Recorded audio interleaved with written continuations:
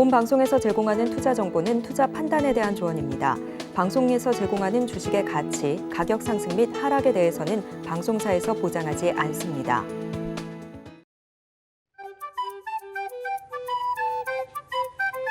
틈새에서 기회를 만들 수 있는 투자시장, 위기를 기회로 아는 만큼 보인다. 주식을 제대로 배워볼 수 있는 13시 투자스쿨 장학생 문다연입니다.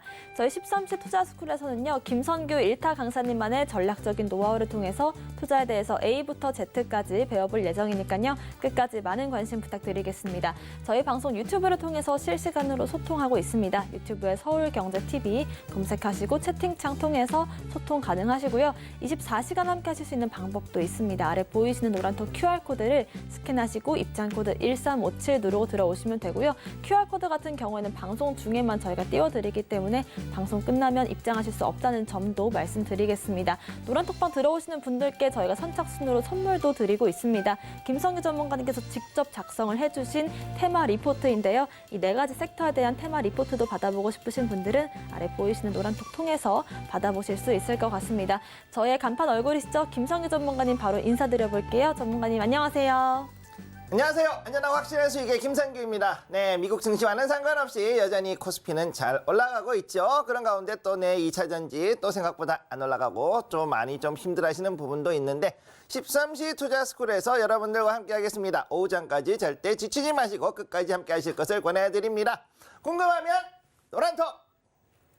네, 일단은 국내 증시부터 확인을 해보겠습니다. 코스피와 코스닥 약간은 다른 모습이 보여주고 있는데 다행인 건 그래도 코스닥이 좀 오후장 들어서 양호한 흐름으로 이어지고 있거든요. 자세한 시황 짚어주실까요? 네, 그러면은 지금부터 한번 코스피, 코스닥, 국내 증시 한번 볼게요. 지금 현재 코스피 굉장히 많이 올라갔죠? 30포인트 이상 올라갔습니다. 그야말로 자 보시면은 2,500선을 지키기 위해 가지고 참으로 몸부림을 치고 있었는데 오히려 몸부림 정도 아니라 이제는 그래도 반등을 좀 강하게 올라가려는 그런 모습을 보여주고 있죠. 자, 그리고 코스닥 지금 보시면은 4포인트 조금 밑으로 내려갔습니다. 그래서 지금 800포인트가 깨졌어요. 그래서 795.01포인트. 자, 800포인트 지키는 건 정말 힘들어졌죠. 그리고 이런 가운데 많은 종목들이 지금 빠져가지고 다른 쪽으로 일제히 자금이 몰려가는 것을 볼 수가 있습니다. 자, 그러면은 지금부터 코스피 수급을 보면서 이야기를 진행하도록 하겠습니다. 자, 코스피 수급 지금 보면은 양매수 외국인 기관이 강하게 들어왔는데 특히 외국인이 많이 지금 매수세가 들어왔죠. 자, 개인은 6,824억 원의 강력한 매도가 나온 반면 여기에서 기관 2,392억 원, 그다음 외국인 4,916억 원 이렇게 해서 매수가 들어온 모습을 보여주고 있습니다. 그중에서 상당 부분은 지금 현재 금융 쪽 특히 증권, 은행, 그다음에 보험사로 많이 들어간 거를 볼 수가 있고요. 그 이외에도 다른 쪽으로도 상당히 많은 저가 매수세가 들어간 걸 보실 수가 있습니다. 자, 코스피 시가총액 상위 종목들을 한번 보시게 되면은 자, 삼성전자 0.96%, SK하이닉스는 오히려 0.97% 비슷하긴 한데 오르고 내린 폭이 좀 다르죠. 자, 이렇게 돼 있는 걸 볼 수가 있습니다. 즉, 지금까지 봤을 때 그동안 올라갔던 SK하이닉스에서는 약간 자금이 빠지고 오히려 부진했던 삼성전자 쪽으로 자금이 이제 몰려가는 것을 보실 수가 있고 자, 그다음에 LG에너지솔루션 0.92% 마이너스 지금 하락하고 있고 삼성바이오로직스도 지금 1.42% 빠져서 2차 전지나 그다음에 여기에 제약바이오 같은 경우는 약간은 좀 빠지는 듯한 그런 모습을 보여주고 있습니다. 자, 그러면은 이번에는 코스닥의 그 수급을 좀 보도록 할게요. 코스닥 수급 지금 현재는 봤을 때 개인하고 외국인은 매수 그다음에 기관이 매도세가 나오고 있지만 전체적인 수급 자체는 그렇게 크지가 않습니다. 자, 개인 685억 원, 외국인 594억 원을 매수하고 그다음에 기관은 1,182억 원을 매도를 하고 있는 그런 모습을 보여주고 있고요. 자, 그래서 이제 코스닥의 시총 상위 종목들을 한번 보겠습니다. 자, 아까 말씀드렸던 대로 에코프로 BM 에코프로는 그래도 지금 강하게 들어온 반면에 다른 쪽들은 조금 많이 떨어진 모습 보여주고 있어요. 자, 에코프로 BM은 3.98%, 에코프로 3.78% 지금 여기에서 다시금 저가 매수세가 지금 들어오는 모습을 보여주고 있고 HLB는 마이너스 3.24%, 셀트리온제 마이너스 1.27%, 알테오젠 특히 많이 빠졌죠. 6.47%. 자, 제약 제약바이오 쪽에서는 여전히 강력한 매도세가 지금 좀 나오고 있는 것을 보실 수가 있습니다. 실제로 봤을 때에는 우리가 그동안 해가지고서는 많이 빠졌던 종목들에 들어가고 있지만 그중에서도 여기에는 나오지 않지만 금융주 쪽에 현재 강력한 매수세가 며칠째 들어오는 것을 볼 수가 있습니다. 네, 일단 시장 쉬어가던 종목들로 수급이 조금씩은 들어와주고 있는 모습입니다. 에코프로, BM 모두 저가 매수세가 조금씩은 들어와주고 있고 그동안 오랜 기간 쉬어갔던 금융주들도 오늘 시장 상승을 이끌고 있는 점까지 확인해 보실 수가 있을 것 같습니다. 미국 증시 같은 경우에는 오늘 새벽에 있었던 파월 의장의 발언으로 인해서 3대 지수 모두 하락을 좀 보였거든요. 미국 증시와 함께 중국 증시까지 살펴보겠습니다. 자, 그러면은 한번 미국 증시 보도록 하죠. 미국 증시. 자, 파월 의장 발언에 무너진 증시. 솔직히 모두 다 알고 있었어요. 전부 다. 네. 문제는 뭐였느냐? 이 의장의 발언이 그런데 지금까지 해가지고선 야 이제 만약에 우리가 지금 어느 정도 인플레이션이 잡히면은 조금씩 내려볼까라고 했지. 내려볼까. 이렇게 얘기했었는데 시장에서는 뭐라고 하는지 야 이제 금리 내린댄다 할렐루야 이러고서는 열심히 AI 그다음에 이 기술주를 중심으로 해가지고서는 주가를 쭉 올렸었죠. 그랬다가 드디어 이제 어제 발언이 나오고 나서 이렇게 2% 이상 나스닥이 빠지는 모습 보여줬고 중국은 현재 홍다 약재에 역시 또 출렁출렁거렸습니다. 그럼에도 불구하고 재밌는 건 뭐냐 오늘 같은 경우는 현재 여기에 대한 저가 매수세 특히 H지수 2% 이상 지금 초반에 올라가던 그런 모습 일단 오늘 보여줬던 게 또 조금 다르다고 볼 수가 있죠. 오늘 나오는 거는 일단은 어제까지의 지수지만 현재 상태에서는 중국 지수 꽤 나쁘지 않게 가고 있습니다. 자, 그러면 한번 보시도록 하죠. 자, 미국 장시장입니다. 다우존스부터 해서 나스닥, S&P 500 전부 다 빠졌죠. 자, 하락. 근데 여기에 두 개 하락. 자, 나스닥과 S&P 500은 갭 하락했어요. 갭 하락하고 거기다가 음봉 마감을 했기 때문에 상당히 강하게 빠진 걸 볼 수가 있고 나스닥 2% 이상 2.23% 빠졌죠. 그래서 여기 봤을 때 구글이 7% 넘게 빠지는 구글. 자, 구글가 7% 이상 빠졌어요. 네, 이렇게 떨어지는 모습도 보여주고 그다음에 각종 그 기술주들 M7 즉 Magnificent 7, MINR 메테 기술주들은 죄다 최소 2% 많게는 5%에서 7%까지 이렇게 떨어지는 그런 모습을 보여줬었습니다. 자, 그리고 필라델피아 반도체 지수 여기도 보면은 아래 꼬리 길게 주고 어떻게든 양봉이 나왔지만 그럼에도 불구하고 하락 마감을 했는데 지금 여기서 보면은 이것도 꽤 많이 떨어진 모습을 보여주고 있죠. 즉 여기에서 일단은 실적들이 그렇게 받쳐주지 못했기 때문에 반도체에서는 퀄컴 하나 제외하고 큐컴 자 퀄컴 하나 제외하고서는 그렇게 강하게 올라가지 못하고 나머지는 전부 다 떨어지는 모습을 보여줬다. 한마디로 얘기해서 그동안에 있었던 AI에 대한 기대 그리고 거기에 따른 여러 가지 반도체에 대한 수요에 대한 기대가 이제는 조금씩 빠지고 있는 모습을 보여주고 있다. 특히나 중요한 거 다음 슬라이드에서 보여드립니다. 자, 오늘 목요일이죠. 자, 목요일에 가장 중요한 거. 자, 목요일에 가장 중요한 거를 일단 보여드릴게요. 자, 여기에 자, 여기서 가장 중요한 거 여기에 목요일 장을 보시게 되면은요. 자, 오늘 이제 매니팩처링 제조업 지수가 나오는데 가장 중요한 거 3대장 애플, 아마존, 메타 플랫폼스 여기 세 개가 지금 나와요. 이거에 대한 기술주 장 외에 즉 시간 오늘 새벽에 이제 모든 게 장 끝나고 나서 발표가 나는데 이게 과연 잘 나올 것이냐. 여기서 이미 엉망이 됐거든요. 사실 여기서 이미 엉망이 됐고 여기도 지금 엉망이 되어 있는 상태인데 그런데 여기서 과연 이번에 애플 그다음에 아마존 메타 플랫폼이 잘 되겠느냐. 그런데 지금 봤을 때 이 세 개가 그렇게 좋지가 못합니다. 불행히도. 지금 요것들 어떻게 될지 좀 지켜봐야 되고 그럼 여기서 과연 반등이 들어올 것이냐 아니면 떨어질 것이냐 했을 때는 여기에 대한 것들은 사람들이 굉장히 혼란해할 수 있다는 거 기억을 해두시기 바랍니다. 자, 그런 가운데 오늘 또 봐야 되는 것들 자 머크, 제약바이오 그 다음에 여기에 보시면은 쉘 있죠. 쉘 그 다음에 여기 로얄 캐리비안 이런 것도 있고요. 이런 거 있지. 그 다음에 여러분들 좋아하는 캐나다 구스 네 캐나다 구스도 있고요. 그 다음에 또 이게 보면은 페라리 이렇게 페라리도 있고 여러 가지가 이제 뭐 여러분들이 관심 있어 하는 종목들이 있지만 그럼에도 불구하고 제일 중요한 건 뭐다? 여기는 요거 요 세 개가 가장 중요하다 이렇게 말씀을 드리겠습니다. 자, 그럼 다음으로 자 마지막으로 중국장 잠깐 보시면 샹하이하고 션전 종합 보면은 3일 연속을 해서 저기 음봉 3개 나왔고 현재는 아예 그냥 바닥이 깨졌죠. 그런데 여기서 이제 아마 바닥을 이제 지키고 올라가려는 디디고 올라가려는 이런 움직임이 나오고 있다. 현재는. 그리고 홍콩 H지수도 여기서 지금 이렇게 올라가려는 모습 보여주고 있다는 거. 오늘은 이런 모습이 나오고 있어요. 그런데 아직까지 헝다에 대한 충격이 여전히 셉니다. 그러니까 이걸 어떤 식으로 해결할지 잘 지켜봐야 되고 마지막으로 대만의 자젬 가건지수. 네.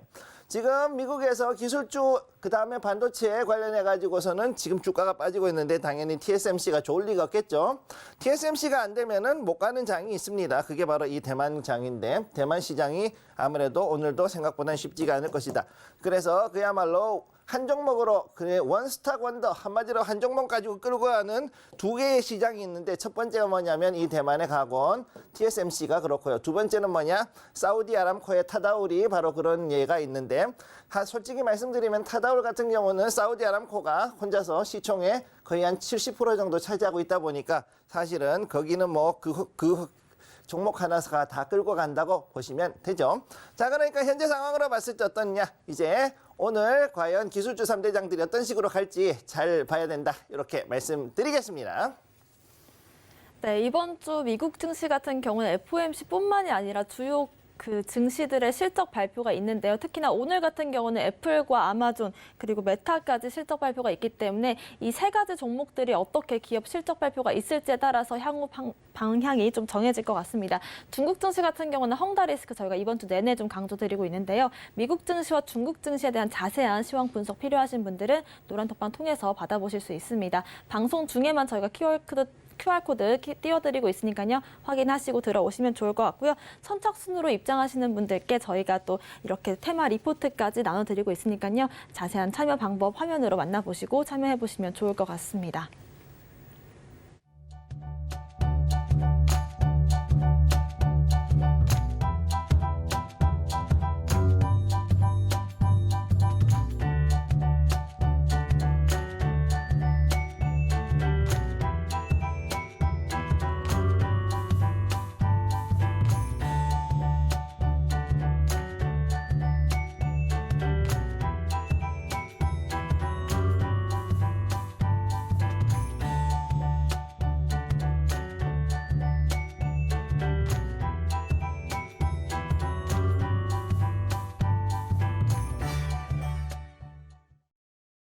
김성기 전문가님과 함께 무엇이든 알려주기 시간을 시작해 보겠습니다. 여러분들께 투자 비법에 대해서 알려드리는 시간인데요. 궁금하신 점들 유튜브를 통해서 질문 받고 있습니다. 유튜브에 서울경제TV를 검색하시고 궁금한 점들 채팅창에 남겨주셔도 좋고요. 노란톡방 통해서도 저희가 질문 받고 있습니다. 아래 보이시는 QR코드 스캔하시고 입장코드 1357 누르신 뒤에 궁금하신 점들 남겨주시면 무엇이든 알려드리도록 하겠습니다.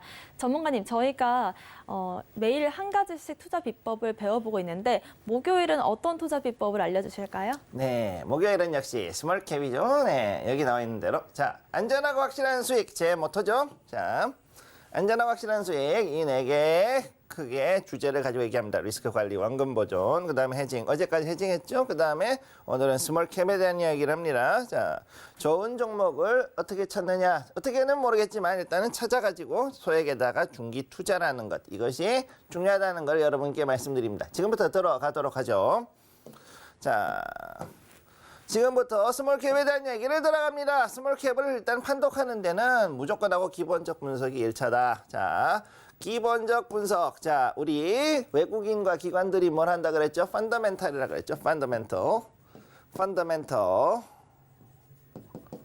자, 펀더멘탈, 즉 기본적인 분석 무엇이냐? 재무제표부터 시작합니다. 재무제표. 자, 왜 그러면 재무제표를 시작하느냐? 여러분들이 봤을 때 요즘 들어가지고 저 PBR부터 해가지고서 뭐 이런 여러 가지 상당히 유행어처럼 퍼지는 게 있죠. 자, 뭐냐? 한마디로 저 PBR 별거 없어요. 네. PBR이 낮다. 자, 시가 대비해가지고서 북밸류가 낮은 종목, 즉 한마디로 얘기해서 지금 시가에 비해서 지금 주식값이 너무 싸도 너무 싼 종목, 그런 것들을 이제 찾는다. 그래야 내가 얘가 올라가면은 좋은데, 그래서 내가 이익을 볼 수 있는데, 이런 얘기가 되는 거죠. 자, 저 PBR의 뜻은 뭐냐? 자, 주식은 한 1,000원 정도밖에 안 해요. 자, 시총을 다 해도 한 1,000억 정도밖에 안 돼. 그런데 매출을 보니까 어느 정도냐? 6천억에서 7천억. 많게는 1조 원 이상, 1조 이상 매출이 나오는 그런 종목들이 있어요. 실제로 찾아보면. 예, 그런 종목들이 나옵니다. 어디서 찾을 수 있느냐? 바로 재무제표에서 찾을 수가 있죠. 왜? 거기 보면은 자, PL이 나오죠. Profit Loss 관련된 스테이트먼트가 나오죠. 자, 손익분기. 자, 손익계산서. 손익계산서. PL이라 그럽니다. 자, 영어로. 자, PL이 나와요. 자, PL에서 뭐라 그러느냐? 얼마를 벌고 얼마를 남기고 얼마를 가지고서는 세금을 내고 뭐 비용을 쓰고 이런 내용들이 쭉쭉쭉쭉 나오죠. 그런 것들을 가지고서 자, 그런 것들을 가지고서 평가를 하기 때문에 그래서 무조건 하고 스몰캡 판독에서는 기본적 분석, 특히 재무제표를 기반으로 한 이 기본적 분석이 무조건 하고 최우선으로 앞서가야 됩니다. 요거를 기억해 두시고 이게 안 된다. 이거 안 되고 스몰캡 얘기를 한다. 절대 안 되죠. 네. 그러니까 무조건 하고 스몰캡 한다. 그러면은 재무제표. 자, 재무제표는 뭐가 있느냐? 자, 여기에 대해서 보통 뭐 여러 가지 얘기를 합니다. 일단 5대 그 스테이트먼트가 나오죠. 첫 번째. 자, 대차대조. 대차대조. 그 다음에 손익계산. 현금 흐름. 캐시플로우라 그러죠. CF. 그 다음에 어떻게 했냐? 이익. 그 다음 이익잉여금. 그러면 처분 계산법. 이런 것들 여기 크게 4가지가 나오는데 5개 중에서 4가지를 보통 봅니다. 이렇게. 그래서 그 중에서 제일 뭐를 많이 보느냐? 대차대조하고 손익계산을 보는데 분기 혹은 1년간의 그 장사를 했는 것. 쉽게 얘기해서 이 회사가 어떤 종목이 자신이 가지고 있는 그 섹터에서 자신의 주 업무를 가지고서 사업을 했어요. 사업을 했어. 그리고 돈을 벌었어요. 자, 그러면 돈을 벌었는데 얼마를 벌었느냐 가지고 했을 때 요거에 대한 것들. 못 벌었냐? 그 다음에 얼마를 남겼느냐 혹은 손해를 봤느냐를 할 때 즉 손익계산서 즉 PL을 가장 많이 본다. 그래서 항상 요걸 가지고서 얘기를 하게 돼 있고 실제로도 그 미국에서도 공시를 할 때는 8K나 8K나 10K 10Q 혹은 이제 10Q 이런 거 K는 이제 연간, Q는 분기 이 해가지고서는 이렇게 공시를 내게 돼 있습니다. 8K하고 8Q를 보게 돼 있습니다. 원래. 그래서 요 내용들을 가지고서 기본적으로 보게 되어 있고 자 그래서 이제 여기에 대한 것들은 첫 번째 무조건 대차대조를 먼저 봐야 되고 그 다음 뉴스 이 회사가 앞으로 어떻게 할 것이다 이렇게 할 것이다 저렇게 할 것이다 라는 내용들이 나오게 되겠죠. 자 뉴스가 무조건 나오고 그 다음에 공시 우리 자 말씀드렸죠. 다트 전자공시 시스템인 대한민국은 다트. 자, 그 다음 미국은 어떤 게 있을까요? 미국은 에드가라고 있어요. 자, 요게 SEC 사이트에 들어가면은 자, SEC www. 자, sec.gov 정보기관이니까는 끝에가 gov가 붙습니다. gov가 붙습니다. sec.gov에 들어가면은 공시가 나온 데가 에드가라는 데가 있어요. 여기에 가시게 되면은 모든 회사들의 공시 자료가 전부 다 들어있는 겁니다. 그래서 이렇게 할 수 있고 그 다음 뭐냐? 그 회사의 홈페이지를 갑니다. 홈페이지에 갔을 때 홈페이지가 없다 그러면은 그 회사의 IR 담당자 주담이라 그러죠. 주식 담당자. 주담이라 그러죠. 예, 주담. 요 분을 찾아가지고 전화를 해가지고 여기에 IR 관련된 자료를 혹시 보내주실 수 있겠어요? 라고 얘기를 하면은 무조건 하고 받을 수 있습니다. 못 받는다 그러면은 이제 이거에 대해 가지고서는 따지셔도 돼요. 내가 소액 주주인데 내가 주주인데 니들이 지금 주주의 이익을 뭘로 보는 거니? 이러고서는 따지셔도 충분히 되는 일이니까 이 자료들을 받아야 된다. 그래서 여기에 대한 것들 받는 것이 아주 중요한 포인트인데 자, 요걸 좀 지우고 왜 지웠느냐? 너무 지저분해서요. 자, 그래서 뉴스하고 공시, IR 자료 이거 특히 중요한데 대부분의 사람들은 뭐에 대해서 생각을 많이 쓰느냐? 이것하고 이것도 봐야 되는데 이거는 특히 많이 신경을 쓰고 또 이게 웃긴 게 뭐냐면 얘를 가지고서 작전도 합니다. 예, 일부 세력들은 작전을 이걸 가지고 갑니다. 예, IR 자료 가지고. 이게 뭐냐? 이건 왜냐하면 상당히 문제가 되는 거예요. 위법이에요. 뭐냐? 인사이더 트레이딩, 즉 내부자 거래라는 겁니다. 내부자. 인사이더 트레이딩에 걸리기 때문에 이거에 걸리면은 여러분 빼도 박도 못하고 네 이제 금융감독원하고 그 다음에 검찰의 검사님들을 뵈야 되는 아주 황당한 일들이 벌어지죠. 그냥 나는 들어가지고서는 이런 얘기 듣고 주식을 샀을 뿐인데 갑자기 금감원에서 검사님이 부르신다. 야, 너 검사님한테 가봐. 이래가지고 불려가서 너 이거 어떻게 사게 됐니? 이런 얘기를 듣게 되는 그런 상황이 발생하는 게 바로 이런 부분 때문인 겁니다. 자, 그래서 뉴스와 공시를 가지고도 여러분들이 해야 되는데 뉴스가 일반적으로 나오는 것보다 이런 IR 자료 혹은 내부자 자료들보다 늦게 나오지만 그럼에도 불구하고 우리는 이거를 어느 정도는 생각을 해야 된다는 걸 기억을 해야 되고요. 두 번째 공시도 역시 마찬가지. 공시는 정말로 공개적으로 즉 퍼블릭을 해가지고서는 퍼블릭을 해가지고 나오는 그 자료이기 때문에 이 자료를 우리는 보고서 얘기를 해야 되는 거죠. 여기에는 당연히 재무제표부터 시작해가지고서는 모든 자료들 주식에 그다음에 주식이 어떻게 거래가 되는가, 대주주 변동, 대주주의 지분 변동이라든가 아니면은 여기에서 추가로 CB 발행하는 거, 자 전환사채 발행하는 거 이런 것도 여기 나옵니다. 자 이런 것들까지 쭉쭉 나오는 걸 보고서 자 그러면 이 회사가 정말로 재정이 건전한가? 재정 건전성. 두 번째는 뭐냐? 자, 지분이 그러면은 여기에 대해 가지고서는 어느 정도 지분의 안전성, 지분 안전성 이것까지도 봐야 되는 거고요. 그러면은 이 중에서 이 CB가 언제 주식으로 바뀌어 가지고서는 내 주식 가격이 떨어질지도 모른다라는 생각을 할 수도 있지 않겠어요? 그러니까 이거에 대한 것도 잘 봐야 되는 거고. 그다음 또 어떤 걸 봐야 되느냐? 자, 그러면은 또 이거 말고도 가끔씩 이제 요즘은 좀 경영진이나 이사진들이 착해져 가지고 자사주 소각도 합니다. 자사주 소각. 예, 이렇게 해가지고서는 주식의 가치를 올려주는 이런 작업들도 해준다. 그러면 또 나쁘지 않죠. 근데 대신 어떻게 되느냐? 내가 가지고 있는 현금 자산 캐시는 좀 줄어들겠죠. 캐시가 조금 날아갈 수는 있겠지만 그럼에도 불구하고 자사주 소각을 통해 가지고 자 주주들의 이익을 어느 정도 케어해 줄 수도 있는 기업일 수도 있다. 그렇다 그러면은 스몰캡으로서도 나쁘지 않을 수 있다. 뭐 이런 건 얘기를 할 수 있는 겁니다. 자 그럼 다음 이야기를 한번 보도록 하죠. 자 그런데 중요한 건 뭐냐? 얘가 스몰캡이냐 아니냐? 이 종목이 스몰캡인데 스몰캡이라고 생각은 하는데 그러면은 이게 도대체 무슨 회사냐? 자, 여러분 삼양화학 같은 경우 보통 삼양사죠. 삼양사 같은 경우에는 일반적으로 생각할 때 사람들이 설탕하는데 그러니까 설탕이 주가 되지 않을까 이렇게 보고 있는데 이 회사의 가장 큰 매출은 뭐로 나오느냐 하면은 섬유로 나옵니다.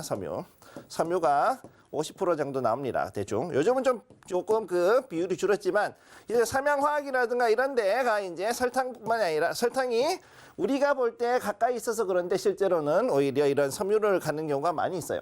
예, 이런 것들을 봐야 되고. 그래서 각 종목별로 봤을 때 주요 사업 그리고 주요 매출 정확히 얘기해서 매출이 어떤 거를 통해서 나오는가 이거를 정확히 알아야 여기에 대한 섹터를 확인할 수가 있고 그럼 이 섹터가 내가 생각할 때 그러면은 현재 트렌드라든가 산업의 움직임을 봤을 때 과연 이것이 올라갈 수 있을 것인가 그러면은 지금 현재 PBR에 비교했을 때 한마디로 우리 요즘 얘기하는 PBR 있죠? 네.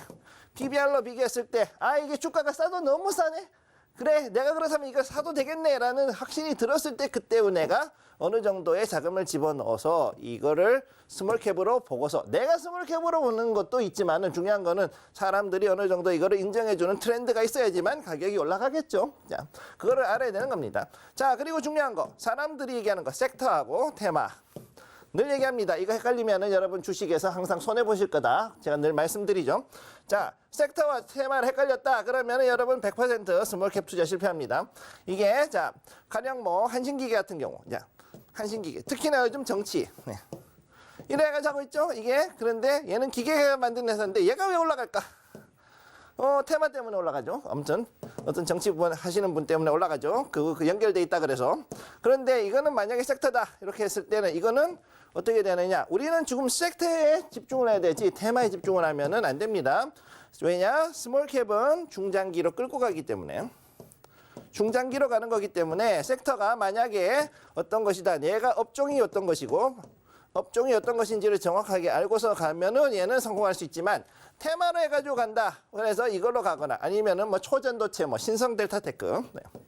신성델타테크. 얘는 이런 거 가지고서는 해가지고서는 이거를 스몰캡이다. 뭐 이렇게 해가지고서는 중장기로 끌고 가겠다 하면은요, 여러분 이거 큰일 납니다. 예. 그렇기 때문에 테마 거래하고 섹터 거래에 대해서 확실하게 헷갈리지 말고 하셔야 되지, 이거를 헷갈려버리면 스몰캡 투자는 100% 망한다는 거 기억을 해두시기 바랍니다. 궁금한 게 있다. 노란톡으로 와주세요.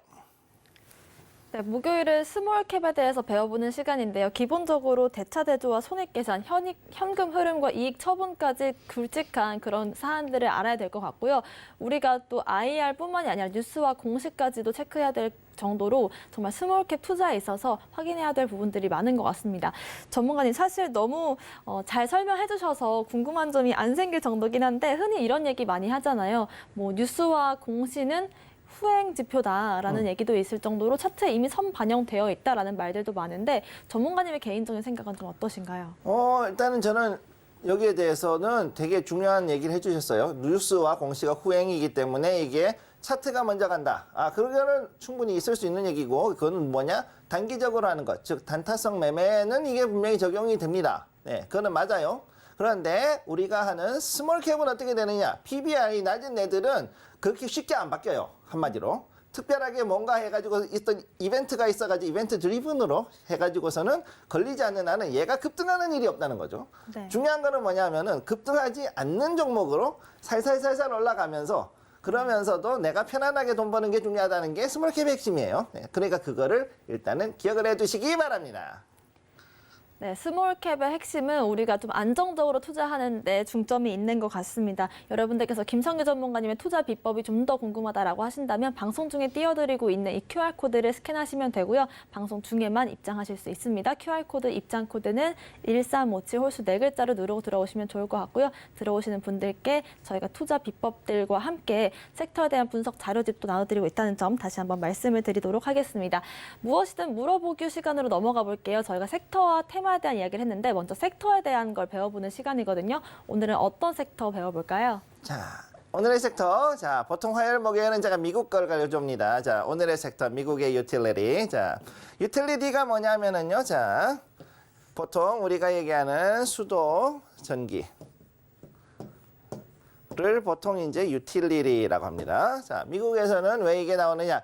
우리는 한전이 있고 우리는 수자원공사가 있고 이렇기 때문에 지자체에다가 우리는 수도비, 그다음에 이 전기세 이런 것들을 다 내죠. 한전에서 돈을 다 내죠.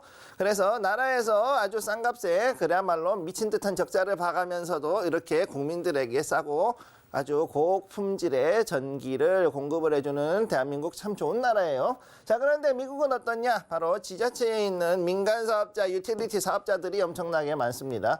이 유틸리티 사업자들이 바로 한마디로 큰 애들이 발전기 돌리고, 그러고 난 다음에 이제 여기에 지방에 있는 각 지역의 지자체 소규모 업자들에게 나가면은 이게 또다시 또 밑으로 내려가 가지고서는 여기서 이 사람들이 이거를 비싸게 돈을 주고 전기와 수도를 쓰는 그런 구조가 미국이죠. 그래서 유틸리티는 하나의 섹터, 그리고 이거는 어떻게 보면은 경기 방어주라고 볼 수도 있겠다. 즉 컨슈머 디펜시브로 볼 수도 있지만, 그럼에도 불구하고 얘는 그거랑은 완전히 분리된 단독 섹터로 지금 보고 있습니다. 자, 그럼 오늘의 이야기, 유틸리티 이야기를 해보도록 하죠.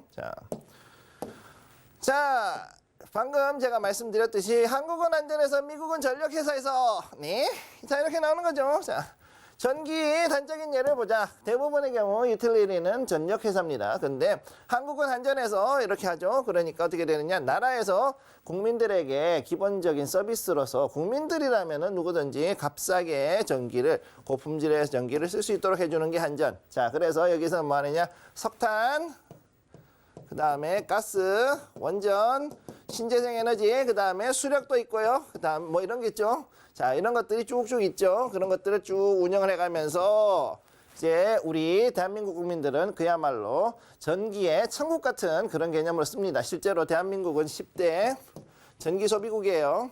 전기 소비국. 엄청나게 많이 씁니다. 네. 그리고 미국은 전력회사에서, 네, 이렇게 나오죠. 자, 미국은 민간 사업자, 컨트랙터가 나옵니다.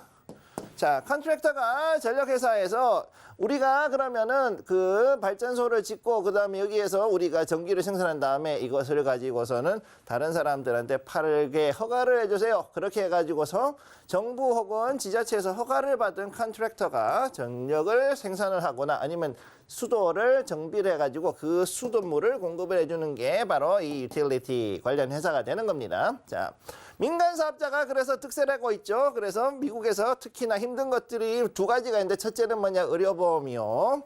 첫째는 의료보험, 두 번째가 바로 이 유틸리티입니다. 다음 유틸리티. 그래서 여기에 민간 사업자가 특세했을 때 무슨 일이 벌어지느냐?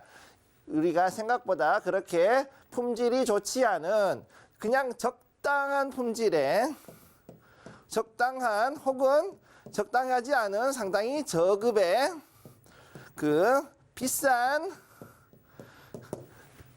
전기와 수도를 공급을 받게 된다라는 것이 가장 큰 문제인데 지금 현재 미국이 그렇게 되고 있고 유럽은 다음엔 더 엣지 덜 하진 않고 있다라는 거죠. 자, 그래서 어떻게 되느냐? 수도 전기세도 생각보다 많이 비싸다라는 거고요. 그리고 여기에 대해 가지고서 또 어느 정도는 이제 그래도 양심은 있으니까 그래도 어느 정도는 사람들이 이제 좀 부담할 만한 수준으로까지는 해주고 있지만 그럼에도 불구하고 한국이라든가 우리나라에서 하는 이런 수도나 전기에 비해서는 상당히 많이 비싼 그런 전기 수도를 쓰는 게 미국의 선진국의 이런 특징이 되는 거죠.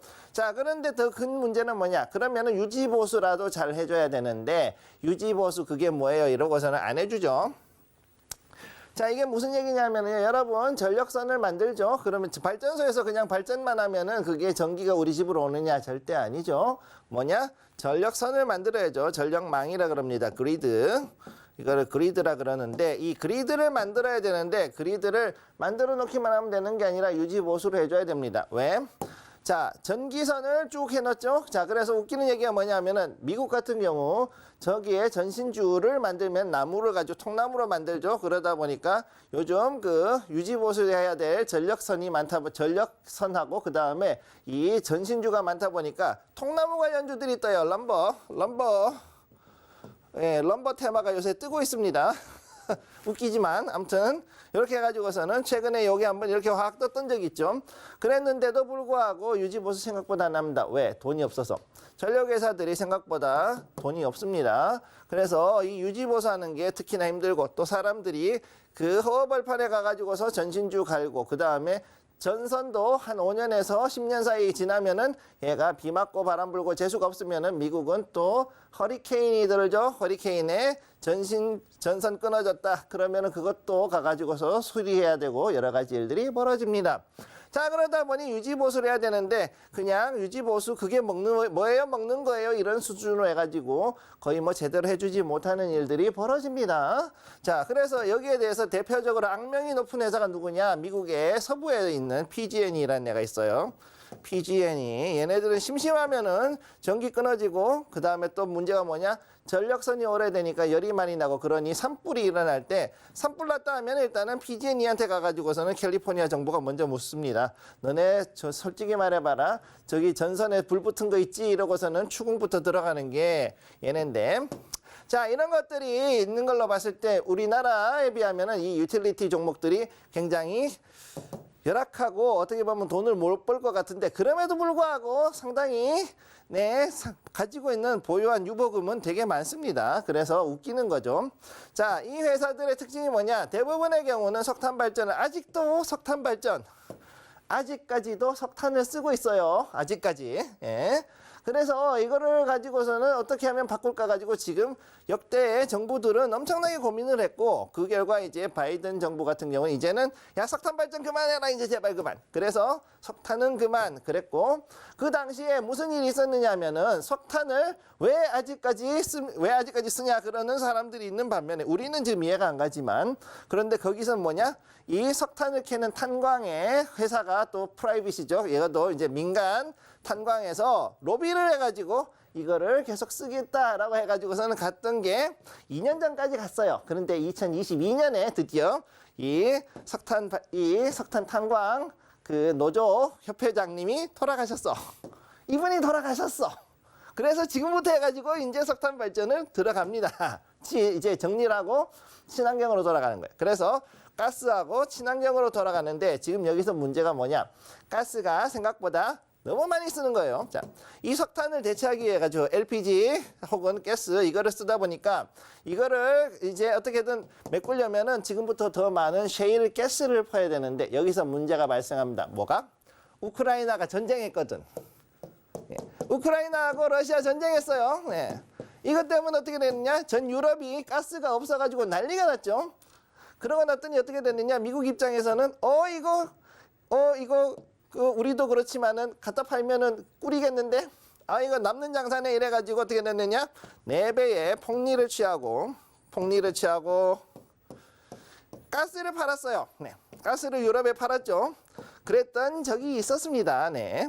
아무튼 그래서 이렇게 하고 나가지고 이 유틸리티 섹터가 어떻게 됐느냐? 가스하고 그다음에 친환경, 특히 이제 뭐로 가느냐? 풍력으로. 초반에는 이제 풍력으로 이렇게 전환을 하게 되는 것이 바로 지금까지의 유틸리티 스토리가 되는 거죠.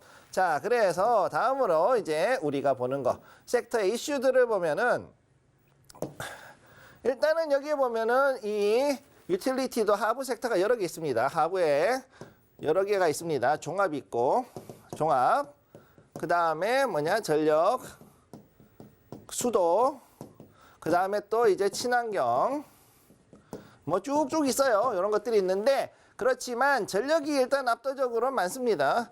미국 같은 경우는 일단 전기가 있으면은 수도 같은 경우는 땅 파가지고 지하수로 가지고 끌어당기는 그런 사람들이 많이 있다 보니까 아무래도 수도 회사보다는 전력 회사가 압도적으로 유틸리티를 많이 차지하는 경우가 있고, 자, 그 다음에 민주당이 지금 현재 바이든 행정부가 공약으로 해가지고 친환경으로 가겠다라고 했던 것이 왜 이게 나왔는지 여러분이 이제 이해를 하실 건데 석탄 발전이 무지막지하게 많았어요. 콜파워라 그러죠. 콜파워. 네. 자, 석탄 발전이 무지막지하게 많았기 때문에 이거를 이제는 좀 이 공해물질 덜 나오는 가스로 바꾸고 친환경으로 하면 안 되겠니? 라고 해서 그렇게 해서 바꿨던 것이죠.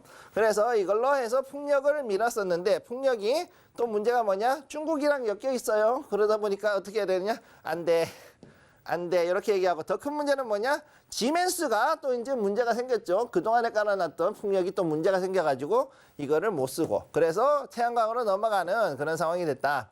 그래서 여기에서 이슈는 뭐냐? 바로 중국에 의존하고 있는 이 풍력과 태양광 시설이 가장 큰 문제가 되고 거기다가 지금 이제 2024년 미 대선이 이제 곧 시작이 되죠. 연말에. 그런데 트럼프가 만약 당선이 됐다. 그러면은 이 친환경 이거 말은 친환경이라 그러는데 만들 때마다 중금속에다가 각종 환경오염은 더 나오는 것 같은데 이거 왜 하니? 이러고서는 막을 수가 있기 때문에 이게 단순히 친환경 신재생 에너지만 타격받는 게 아니라 유틸리티 전반에 타격을 받을 수도 있는 그런 상황이 지금 되고 있다는 게 현재 섹터의 이슈입니다. 자, 마지막. 자, 여기서 보시면은 차트 넥스트 이어라. 자, 요게 바로 바이든 테마주였죠. 그러면서도 또 신재생 에너지 풍력 관련주. 자, 플로리다에서 풍력을 했던 풍력 관련주였는데 자, 이렇게 해가지고 봤을 때는요. 2019년, 2020년도 이때부터 해가지고 이때 이전부터 쭉 올라갔다가 여기서 코로나 터집니다. 코로나 터지고 나가지고서는 줄줄줄줄 옆으로 가다. 자, 이때만 하더라도 바이든 행정부였는데 바이든 행정부 때 오르락내락 하다가 결국은 지금 어떻게 되냐? 꺾어졌죠. 네. 자, 그러니까 현재로 봤을 때는 이게 생각보다 그렇게 많이 득이 되지 못하고 있는 상황이다라는 걸 보고 있고 결국은 앞으로 풍력보다는 태양광이나 아니면 다른 신재생 에너지 쪽으로 갈 확률이 높다라는 것을 이 차트가 보여주고 있습니다. 네, 오늘은 미국의 유틸리티 섹터를 배워봤는데요. 당장의 지정학적인 리스크들도 영향을 미치겠지만 미중 간의 갈등이나 관계라든지 당장 이제 올해 있을 미국 대선 등등을 봤을 때 우리가 앞으로 태양광과 신재생 에너지들 꾸준히 공부를 해야 될 것 같습니다. 여러분들께서 섹터 분석 추가적으로 들어보고 싶으시다면 아래 보이시는 QR코드 통해서 확인 가능하시고요. 들어오시는 분들께 저희가 올해 유망 섹터도 분석을 해드리고 있습니다. 이렇게 테마 리포트 준비해두고 있고요. 에너지와 자동차, 전기태 테마 그리고 AI와 반도체 플랫폼 테마에 대한 김성규 전문가님의 이 노하우가 담겨 있는 테마 리포트도 역시나 방송 중에 입장하셔서 QR코드 통해서 받아가실 수 있습니다. 아래 보이시는 노란톡 QR코드 방송 중에만 띄워드리고 있고요. 스캔하시고 입장코드 1357 누르고 들어오시면 받아보실 수 있습니다. 저희와 함께 하실 수 있는 방법 다시 한번 화면으로 정리해 보겠습니다.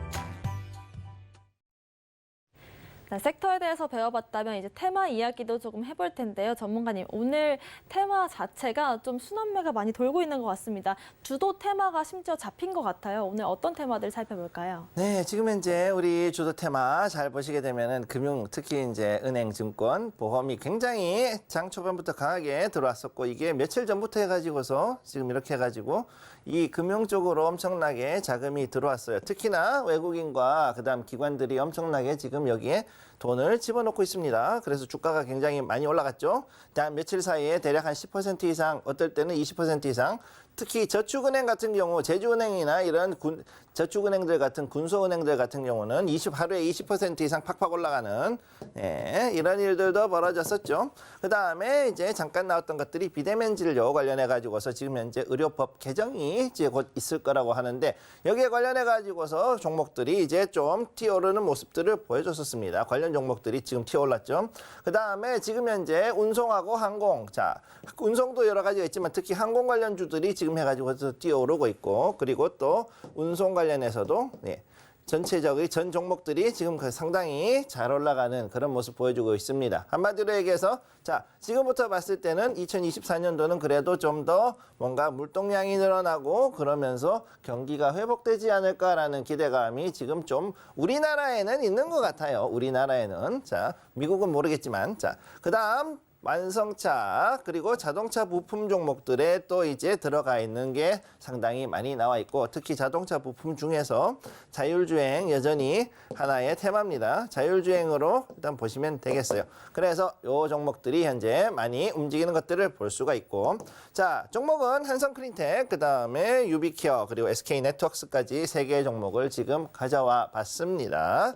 자 여기 보시면은요. 자 첫 번째 한성크린텍 보시면은 자 반도체 국산 초순수 개발 이거 아주 중요하죠. 자 초순수 지금까지 해가지고서는 외국에서 사왔던 아주 그냥 비싼 물은 물인데 정말로 아주 깨끗하고 그야말로 H2O 그 자체로만 구성되어 있는 물 초순수라 그럽니다. 미네랄도 없고 증류수만보다도 더 아주 끝내주게 순수한 그런 순도를 자랑하는 그런 그 세정수가 필요한데 이거를 드디어 국산으로 개발했다라는 이런 소식이 나왔죠. 자, 그래서 한성크린텍 같은 경우는 여기에서 거의 뭐 이제 최고점 29.83% 거의 뭐 이거는 상한가급이었습니다. 상한가까지 올라갔던 그런 종목이고 지금 여기서 봤을 때 1월에도 이렇게 해가지고서 거래량이 들어오는 걸로 봤을 때 상당히 앞으로도 좀 올라갈 만한 종목이다 이렇게 보시면 될 수가 있어요.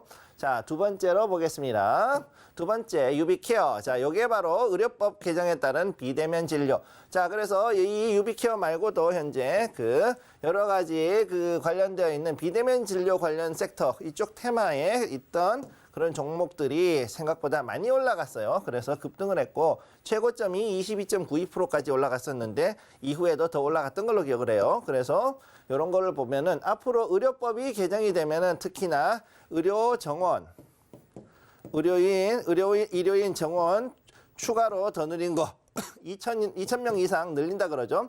우선 그게 있고 그 다음에 바로 이 비대면 진료 관련되어 있는 이 이슈들이 과연 어떻게 되는 것이냐 되게 중요한 이슈가 될 거라고 보고 있습니다. 그럼 여기에 맞춰 가지고서 또 여러 가지로 이제 관련된 테마들이 나오겠죠. 테마들이 나오면은 비대면 진료 관련된 테마들 여기에 대한 플랫폼들. 자, 첫째는 플랫폼 만들고 있는 회사들이 나와야 되고 두 번째는 뭐냐면 여기에 대해 가지고서 하는 여러 가지 자 이미 구축은 되어 있지만 다시 또 구축해야 되는 것들이 뭐가 있을까요? 바로 모니터부터 해가지고서는 센서 이쪽 관련 종목들이 또 다시 움직일 수밖에 없습니다. 비대면 진료가 활성화되면은 이걸 가지고서는 결국은 뭐냐면은 정부에서도 일단 시범 사업이 들어가니까 정책주로서도 충분히 봐야 되는 거죠. 정책주로도 충분히 갈 수 있다라는 거를 기억을 해 두시기 바랍니다. 자, 그러면은 세 번째 종목을 한번 보도록 할게요. 세 번째 종목. 자, SK네트워크스 이번엔 좀 대형주로 가져왔습니다. 자, 미국의 보우캐피탈과의 협력 기대. 자, 보우캐피탈이 뭐냐면 얘네들이 VC거든요. 자, 벤처캐피탈이거든요, 미국. 자, 얘네들이 뭐 하는 애들이냐? 자, VC 애들이 실리콘밸리에 있는 수많은 그 스타트업 기업들에다가 투자를 하는데 이 SK네트워크스가 보우캐피탈하고 자, 그러면 우리 협력해가지고 자, 미국에서 잘 나갈 것 같은 상당히 아이디어 있는 회사들 우리가 투자할 테니까 여기에서 이제 우리 같이 수익을 먹어봅시다. 이런 얘기를 하면서 그에 따라서 앞으로 특히나 AI 관련주에 대해 가지고서는 미국에 있는 회사들을 이제 투자하고 여기에서 수익을 먹겠다. 이런 기대감이 들고서 대형주니까 당연히 4% 이상 한 5% 올라가면 강하게 올라가는 건데 최대치 9.34%. 이 등치 큰 애가 쭉 이렇게 올라가는 모습을 오늘 보여줬습니다. 실제로도 봤을 때 SK 네트워크스 지금 이렇게 해가지고 전 고점 근처까지 지금 와 있는데 이 자리도 충분히 넘어갈 수 있는 자리이긴 합니다만 제가 늘 말씀드리지만 이런 것들은 절대 매수하시라고 그렇게 얘기하는 게 아니라는 거 기억을 해두시기 바랍니다. 자, 여기까지 했고 만약에 여러분들이 더 궁금하신 게 있다. 궁금하면 노란톡! 네, 이제는 저 PBR이 하나의 테마로 자리 잡으면서 금융주들이 날개를 펼치고 있는 모습이 확인되고 있고요. 정부 정책에 따라서 비대면 진료 섹터들까지도 확인을 해볼 수가 있었습니다. 오늘 네 가지 테마를 짚어주셨는데요. 전문가는 이렇게 네 가지 섹터들 중에서 좀 더 관심 있게 지켜보자라고 하시는 테마들 한 두 가지 정도만 선정해 주실까요? 저는 일단 첫 번째로 우선 금융을 좀 더 봐야 되는 게 금융이 지금까지 굉장히 저 PBR이었잖아요. 네. 그리고 정말 안 간다 그러고 이거 사면은 안 된다. 이거 뭐 은행을 해가지고서 어떻게 우리가 이익을 보냐 이런 분들이 되게 많았잖아요. 근데 지금 여기에서 상당히 많은 분들이 이제 드디어 외국인하고 기관들이 여기에서 매수세가 들어왔다. 그러면 이 매수세가 그냥 가는 게 아니라 상당히 생각보다는 조금 더 오래 갈 수 있다라고 저는 보고 있고요. 그렇기 때문에 일단 여기에 투자를 좀 해볼 필요가 있다. 두 번째는 뭐냐면은 자동차 중에서도 완성차 그리고 이제 자율주행 이쪽에 대한 것들이 좀 더 볼 필요가 있다고 보고 있습니다. 왜냐? 앞으로도 이제 현대 기아차 같은 경우는 좀 더 매출이 좀 더 나올 수 있는 여지가 있고 두 번째는 뭐냐면은 우리는 뭐라 그럴지 몰라도 제가 말씀드렸죠. 대한민국에서 글로벌 탑3 양산차 업체가 바로 현대 기아차 그룹이에요. 그러니까 얘네들은 충분히 더 올라갈 수 있다는 거 기억을 해주시기 바랍니다. 확실히 시장이 돌고 돈다라는 걸 요즘 느끼는 것 같습니다. 눌려 있었던 이 금융주들과 완성차 종목들로 좀 수급이 들어오고 있는 모습인데 이 중에서도 좀 더 유망하게 보고 계신 테마가 어떤 테마일지 궁금하신 분들은요. 방송 중에 띄워드리는 QR코드 스캔하시고 입장하시면 좋을 것 같습니다. 오늘의 히든 종목도 알아볼 텐데요. 전문가님 바로 힌트부터 주실까요? 자, 그러면 오늘 히든 종목. 자, 별이 두 글자죠? 자, 제약바이오. 어제 얘기했었던 그 제약바이오 관련주. 자, 잘 되면은 대박, 안 되면 쪽박이라 그러지만 그럼에도 불구하고 이 종목은 생각보다 괜찮은 종목입니다. 등치도 좀 있어요. 그리고 여기는 최근 들어가지고 반려견이나 이런 애완동물 같은 펫사업에 본격 진출을 하겠다 이런 얘기를 지금 하고 있는 그런 종목이고 거기다가 여기 한술 더 떠서 자, 옆 나라 일본에도 이제 시장을 열고 가려고 하고 있다. 이런 얘기를 지금 또 할 수가 있겠습니다. 자, 그래서 이 종목 같은 경우 특히 재밌는 게 뭐냐면은 보톡스, 그 다음에 폐섬유증 치료제 같은 이런 신약 플랫폼. 그러니까 굉장히 손대는 게 많은 그런 회사죠. 거기다가 굉장히 또 이제 생각보다는 업력도 꽤 되는 편이라 가지고서 이 회사는 앞으로 제가 봤을 때 충분히 올라갈 수 있는 저력이 있는 그런 회사라고 볼 수가 있어요. 자, 그러면은 차트를 한번 보도록 하죠. 차트. 자, 차트. 오늘의 히든 종목 차트인데 아주 끝내주는 모습을 보여주고 있습니다. 자, 이게 주봉이에요. 주봉인데 쭉 해가지고서는 아주 정말 돈 안 되는 그런 움직임이었다라고 얘기하고 있지만 여기서부터 이제 서서히 땡겨 올리기 시작하고 있습니다. 자, 그리고 최근 들어가지고 재밌는 거 주봉인데 12월부터 해가지고서 서서히 거래가 들어오고 있는 모습을 보여주고 있는 거죠. 자, 그리고 특히나 재밌는 거, 자, 작년, 자, 2000년, 20년, 22년, 1년, 즉 3년 정도 전부터 해가지고서 상당히 많은 그 거래량이 들어왔었기 때문에 앞으로도 여기서 이 아름다운, 자, 하방에서 완만하게 끌어올리는 요 자리로 봤을 때는 지금부터 충분히 올라갈 수 있는 여지가 있다. 이렇게 보시면 되겠습니다. 자, 궁금한 게 있다. 궁금하면 노란톡. 네, 이렇게 오늘의 히든 종목 차트와 함께 힌트까지 들어봤고요. 자세한 히든 종목의 종목명과 가격 전략 궁금하신 분들은 아래 보이시는 노란 톡방 1357 누르고 들어오시면 확인해 보실 수가 있을 것 같습니다. 오늘의 히든 종목 다시 한번 화면으로 정리해 보겠습니다.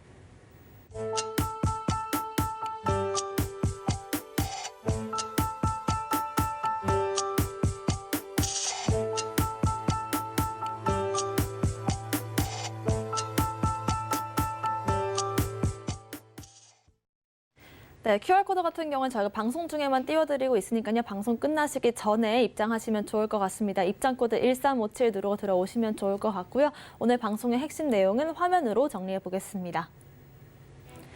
13시 투자스쿨 오늘의 핵심 정리입니다. 오늘은 미국의 유틸리티 알아봤고요. 금융과 완성차 좀 더 주목해 보겠습니다. 오늘의 제약바이오 관련된 히든 종목 관련된 자세한 전략들은 노란톡방 통해서 확인하실 수 있습니다. 저희가 방송 중에 드리는 정보는 전문가님의 조언일 뿐이고요. 회사의 사칭을 유의하시길 바라겠습니다. 오늘 저희가 준비한 소식은 여기까지입니다. 시청자 여러분 고맙습니다.